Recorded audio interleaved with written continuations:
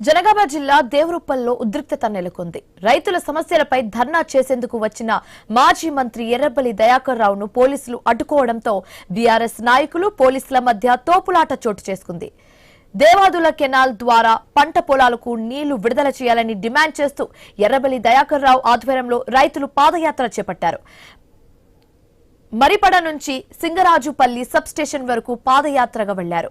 అనంతరం సింగరాజుపల్లి స్టేజ్ వద్ద సూర్యాపేట జనగామ ప్రధాన రహదారిపై రైతులతో కలిసి ఎర్రబెల్లి దయాకర్ రావు ధర్నాకు దిగారు. అయితే ధర్నాను అడ్డుకునేందుకు పోలీసులు ప్రయత్నించడంతో బీఆర్ఎస్ నాయకులు పోలీసుల మధ్య వాగ్వాదం తోపులాట చోటు చేసుకుంది.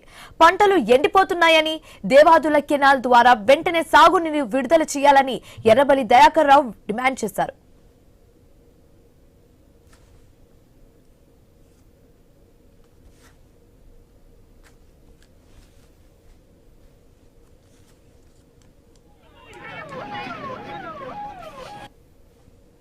ఈ 10 సంవత్సరాలు దయన్న చేసిన అభివృద్ధి ఇక్కడ కనబడుతుంది తప్ప మీరు చేసింది కూడా ఏమి కనబడట్లేదు.